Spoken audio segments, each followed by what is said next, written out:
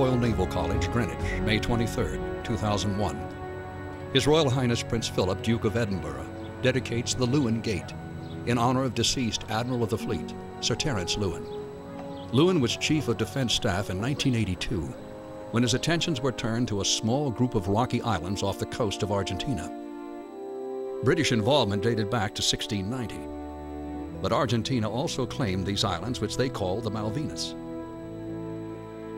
When one looks at the origins of the Falklands War, I think one important factor in the perceptions of the Argentinians was that the British, A, were not interested in the Falklands anymore, symbolised by the decision to withdraw HMS Endurance. If we weren't willing to base an ice patrol ship in the islands, were we really willing to fight for them? Argentina's leaders, a military junta, had been rapidly losing political control.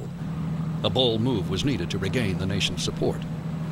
On April 2, 1982, they invaded the Falklands.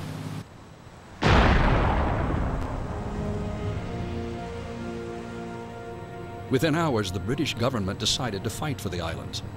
On April 5th, the people of Portsmouth turned out in thousands to see the fleet sail into harm's way.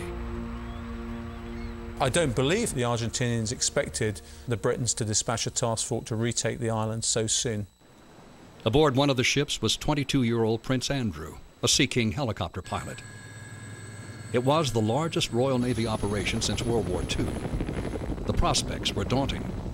The fleet had to sail 8,000 miles, defend against Argentina's Navy and Air Force, and land enough troops to eject the enemy from the Falklands. There was also another threat to overcome.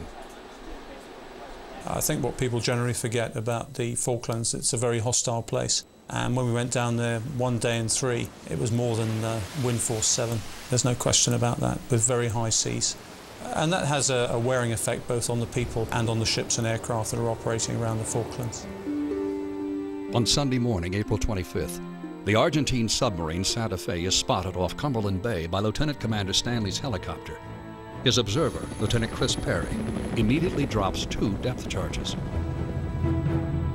One of them bounced off his casing, the other one dropped in the water alongside, and the whole back end of the submarine blew out of the water, and a propeller fell off, and his rudders were bent.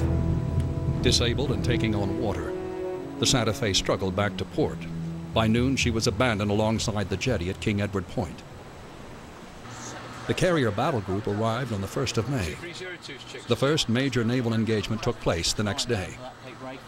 The nuclear-powered attack submarine HMS Conqueror was trailing the Argentine cruiser General Belgrano, which, as the USS Phoenix, had originally belonged to the United States Navy. The USS Phoenix had been the only major ship to escape from Pearl Harbor when it was attacked by the Japanese in 1941. As she headed for the Falklands, it was decided that the Belgrano had to be stopped. On May 2nd, the British submarine Conqueror fired 3 torpedoes. 2 found their mark. Within an hour, the Belgrano had sunk.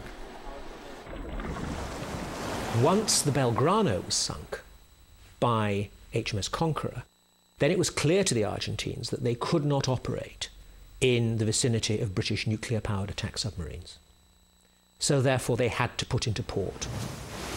Though the Argentine fleet was out of action, the air forces were not. But the outnumbered Harriers proved devastating. Of the over 100 Argentine losses, they destroyed over 30. Yet not one of the fleet's 24 Sea Harriers was shot down in air-to-air combat. But the war had taken a heavy toll on both sides. The Argentines had lost the Belgrano, the Santa Fe, 6 patrol vessels and over 1,000 dead. The British had lost 4 ships to airstrikes. 255 men were killed in action, with over 750 wounded. By June 14th, the war was over. The irony was that if Argentina had waited for the planned fleet reductions, the British would probably have been unable to counterattack. The Argentine invasion of the Falkland Islands was a godsend for the Royal Navy. It demonstrated to the politicians in a way that we have to hope they haven't yet forgotten, that the Royal Navy is essential to the maintenance of British global interests.